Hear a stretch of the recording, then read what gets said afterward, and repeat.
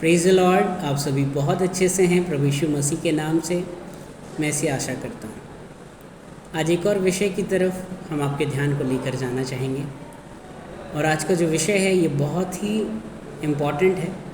इसे अंत तक आप ज़रूर सुने, अन्यथा आप कुछ ऐसा मिस करेंगे जो ना कि आपके लिए लेकिन आपके आने वाली जनरेशन के लिए भी, आपके बच्चों के लिए भी बहुत ज़रूरी है।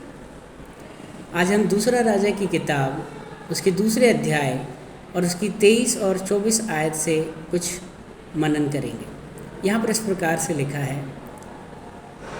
तब एलीशा बेतेल से होकर एक ऊंची चढ़ाई के स्थान से होकर जा रहा था कि अचानक कुछ बच्चे निकलकर उसे हे चंदुआ चढ़ जा, हे चंदुआ चढ़ जा करके इस तरीके से उसे चिढ़ाने लगे।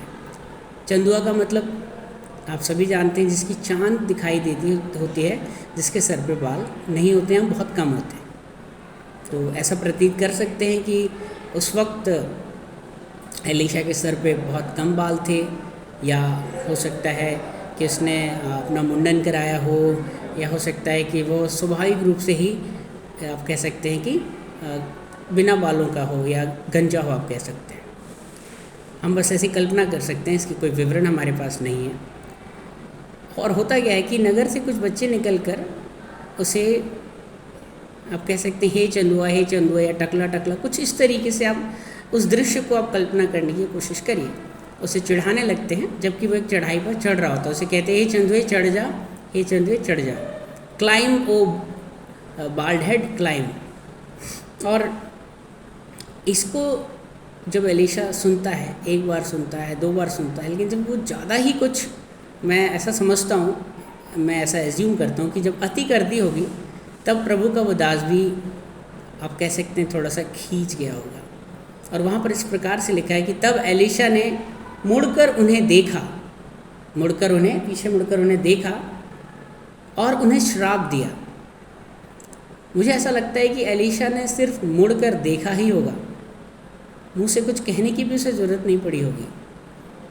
जैसे ही एलीशा ने घूर कर उन्हें देखा, वहाँ लिखा है कि जंगल से 2 रीछनियाँ, जो कि भालू की प्रजाति की मादा जानवर है, रीछनियाँ निकलकर 42 बच्चों को फाड़ डालती। वहाँ लिखा है और जंगल से 2 रीछनियों ने निकलकर 42 बच्चों को फाड़ डाला।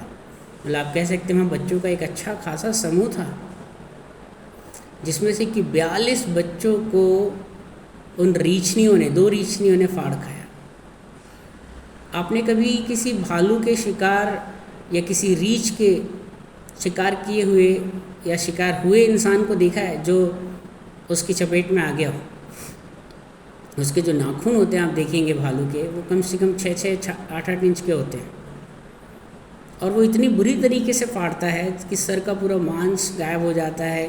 तो जिस हिस्से में वार करता है, वो आप कह सकते हैं कि वहाँ का बिल्कुल जो है वो हिस्सा गायब ही हो जाता है। बहुत ही विभत्स तरीके से जो रीछ जो हैं, जो भालू जो है, वो अपने शिकार पर हमला करता है। और वहाँ लिखा है कि उन 2 रीछनियों ने 42 बच्चों को फाड़ डाला। आप सोच सकते हैं कितनी बड़ी घटना थी वो। लेकिन आपको इससे क्या सीख मिलती, क्या लगता है? क्या इसमें एलीशा की गलती थी कि वो वहाँ से होकर जा रहा था उन बच्चों के सामने से? क्या वहाँ पर खेल रहे उन बच्चों की गलती थी कि उन्होंने एलीशा को जाते हुए देख लिया और चिढ़ाया? क्या उन रीछनियों की गलती थी जिन्होंने निकलकर उन बच्चों को फाड़ खाया? मैं इन तीनों में से सबसे ज़्यादा गलती किसकी मानता हूँ, आपको पता है? उन बच्चों के माँ बाप की। अगर उनके माता पिता ने उन्हें बचपन से परमेश्वर के वचनों में बढ़ाया होता, परमेश्वर के दासों का आदर करना सिखाया होता, तो आज ये दुर्दशा उन बच्चों की नहीं होती। बाइबल में साफ रीति से कहती है, व्यवस्था विवरण की किताब उसके 6वें अध्याय में,